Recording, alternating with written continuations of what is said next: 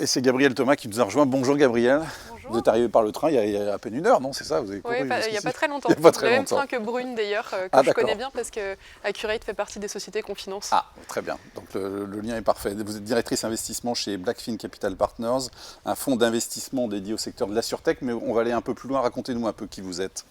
Enfin, vous déjà, et l'entreprise. Oui, tout à fait. Donc moi, ça fait 8 ans maintenant que je suis dans le secteur de l'investissement dans des startups. Et j'ai rejoint Blackfin il y a 4 ans pour justement déployer tout ce qui est investissement dans les fintech et la sûreté un peu partout en Europe.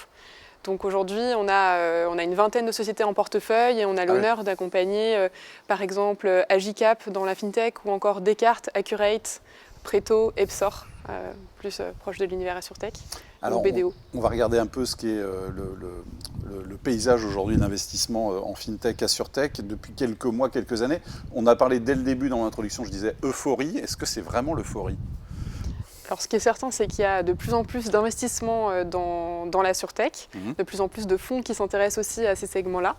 Et on a repéré en Europe depuis début 2021 une soixantaine de deals d'investissement qui ont été effectués sur ce segment, ce qui est moins que la fintech, mais qui demeure quand même une belle augmentation par rapport à l'année précédente. Donc la sûreté devient plus visible, enfin pas plus visible que la fintech, mais en tout cas, elle commence à montrer le bout de son nez, plus que ça d'ailleurs. Exactement, en termes de nombre d'investissements, mais aussi en termes de volume d'argent investi, puisqu'il y a à peu près 2,5 milliards d'euros qui ont été investis en Europe sur ce segment depuis 2021, depuis le début de l'année.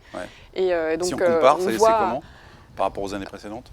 Par rapport aux années précédentes, c'est beaucoup plus. Et l'année précédente était 2020, donc un peu particulière, même si ça ne s'est pas vraiment arrêté en investissement. C'est beaucoup plus. Et ce qui est intéressant, c'est qu'on voit vraiment cette année l'émergence de leaders. C'est-à-dire que cet argent-là est aussi assez concentré dans quelques leaders européens. Parmi les leaders, vous les connaissez, il y a Shift, il y a Alan, Luco aussi en France par exemple. Donc c'est des acteurs français que je viens de citer. Et puis il y a les leaders de demain qui commencent à effectuer des grosses levées de fonds. Accurate en fait partie, également Sena, Leocare et pas mal d'autres startups, notamment Zelros, Descartes, etc. Qu'est-ce que suit finalement le marché? Quels sont les indicateurs au-delà effectivement du track record de l'historique? Donc les indicateurs, vous voulez dire pour l'analyse pour nous?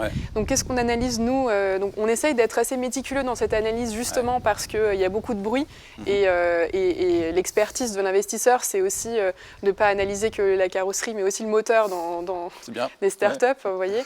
Et donc ce qu'on regarde beaucoup, c'est tout ce qui est coût d'acquisition d'un nouveau client, rentabilité aussi projetée de ces acquisitions et de l'argent qu'on peut dégager pour un euro investi, un euro dépensé. Ce genre de logique, évidemment. On regarde aussi, évidemment, la capacité des fondateurs et fondatrices d'AssureTech à mobiliser des nouveaux employés, à les motiver et à créer de la performance. Donc il y a toute une dimension un peu humaine aussi dans l'appréhension du métier. Et puis enfin, on est en veille permanente sur le marché et c'est pour ça qu'on est ravis aujourd'hui de faire partie de cet événement parce qu'on est très connecté avec tout l'écosystème de l'assurance en Europe de manière à bien identifier les tendances et pouvoir les approcher avec justesse et pertinence. Je reviens sur ce qu'on disait juste avant, sur effectivement cette montée en puissance de la sûreté dans les investissements. Est-ce que tout ça est bien raisonnable? Est-ce qu'il n'y a pas un risque de bulle quelque part? Évidemment, la question qu'on peut se poser. C'est une bonne question. Déjà, je pense que c'est une grande chance pour toute l'industrie de l'assurance d'avoir autant d'innovations qui leur permettent à la fois d'améliorer les expériences de leurs collaborateurs au sein du back-office et puis des process métiers.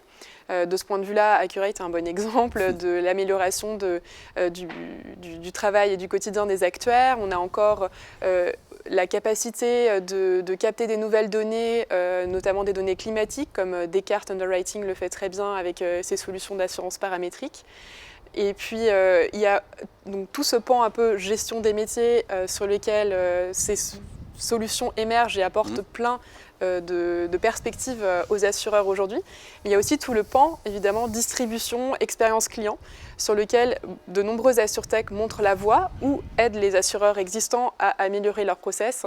Et de ce point de vue-là, on peut citer évidemment les nouveaux courtiers comme Luco, Lovis, Leocare en France, mais on a vu aussi les Moneyd. Donc les pure players, le service, puis, le B2B, tout le monde. Exactement, et puis tout ce qui est gestion de sinistres aussi, dans la partie client facing, qui est très important et sur lequel il y a beaucoup de solutions comme BDO, Shift, etc.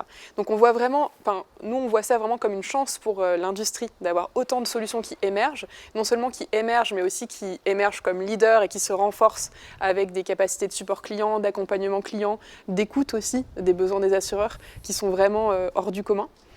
Et vous me posiez la question d'une bulle. Oui, c'est ça, parce qu'il y a des boîtes qui arrivaient à lever 500 000 € il y a 3-4 ans. Aujourd'hui, ils enlèvent 3-4 millions. Pourquoi, finalement? Oui, vous avez raison. C'est vrai qu'il y a plus d'argent sur le secteur et les tours sont en moyenne plus gros. Déjà, il faut préciser que ça ne concerne pas toutes les startups. Il y a beaucoup de startups qui ne parviennent pas à lever.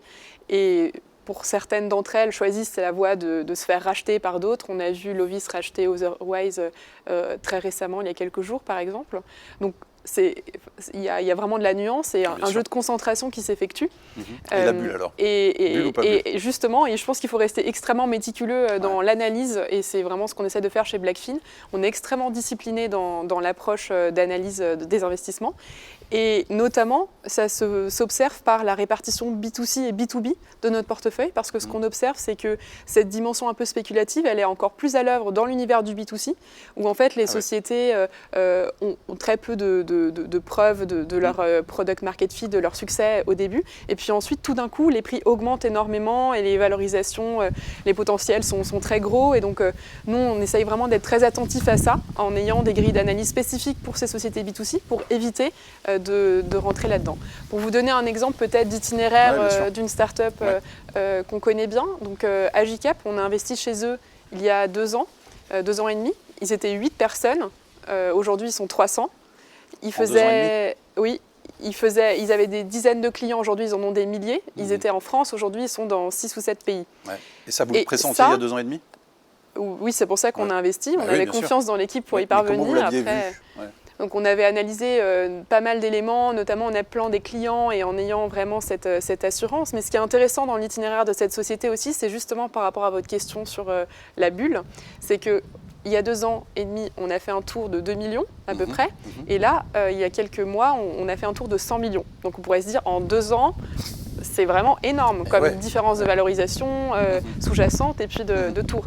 Et en fait, comment ça s'explique? Donc, comme je vous disais, il y a différents types de sociétés et de croissance. Et Agicap est vraiment une start-up qui a une croissance exceptionnelle, qui fait du x4, x5 par an. Donc forcément, les investisseurs sont prêts à mettre davantage d'emphase sur leur volonté d'investir dans cette société-là parce qu'elle est exceptionnelle. Et finalement, statuer sur une valorisation ou un montant investi à un instant T, on pourrait presque dire c'est prendre 6 mois d'avance sur ce qu'elle vaudrait en fin d'année. Et étant donné le rythme de croissance, dans certains cas, c'est pas si spéculatif que ça quand on y pense. Est-ce qu'au-delà des montants, justement, les typologies d'investisseurs ont évolué ces dernières années? Donc, en effet, il y a beaucoup plus de variété aujourd'hui d'investisseurs. Moi, quand j'ai commencé le métier il y a 8 ans, on avait un rapport de relationnel assez différent. Il y avait beaucoup de startups qui venaient voir les fonds et on disait un peu non toute la journée d'une certaine manière, parce qu'on fait moins d'1% en général des startups qu'on voit. Donc, voilà. Et aujourd'hui, il y a beaucoup plus de compétition aussi de fonds, bien sûr, des fonds internationaux, des fonds américains de très bonne qualité, anglo-saxons même de manière générale, des fonds asiatiques. Et il y a aussi des fonds de corporate venture capital, donc des fonds qui sont notamment rattachés à des mutuelles, la Maïf, IMA, etc. Il y en a plein qui font un super travail dans l'univers de la surtech aussi pour faire émerger des leaders français. À quoi ressemblera 2022, Gabrielle? En termes d'investissement, comment vous le pressentez là? En termes d'investissement, je pense qu'il y aura donc les leaders dont on parlait qui ont commencé à prendre place dans l'univers de la surtech vont continuer leur phase de consolidation en rachetant, je pense, d'autres acteurs. Il y aura probablement aussi une phase d'introduction en bourse dans l'écosystème tech européen, comme ce qu'on a vu aux États-Unis avec les Monday notamment que vous avez interviewé. Et donc ça fait partie des tendances. Et ce qu'on regarde souvent, nous, quand on investit dans la fintech et les assurtech, c'est que la surtech arrive toujours un tout petit peu après la fintech. C'est-à-dire qu'on a eu les fintech B2C comme Revolut, N26 par exemple, qui ont fait beaucoup de bruit. 2-3 ans après, on a eu les fintech pour les PME, donc comme Conto, Tide, etc. Ensuite, on a eu les assurtech un peu B2C, Je parlais de Luco tout à l'heure, mais c'est un bon exemple. On peut parler aussi de Koala ou d'Alma, Bought by Many en Angleterre de manière plus importante. Donc les néo-brokers, par exemple, B2C. Et là, ce qu'on va voir dans la distribution, c'est probablement l'émergence aussi d'AssureTech pour les PME. Donc exactement comme ce qui s'est passé en FinTech, B2C, PME, B2C, PME. Et donc là, je pense qu'il va y avoir plein de choses très intéressantes dans la cyberassurance, dans tout ce qui est responsabilité des dirigeants. Et on a hâte de voir tout ce que ça va donner. Merci de nous avoir livré votre vision, merci, votre savoir, votre expertise. Gabriel, merci beaucoup. Nouveau pitch de 2 startups maintenant, Inspire et ePrideIco. Et puis on parle courtage juste après.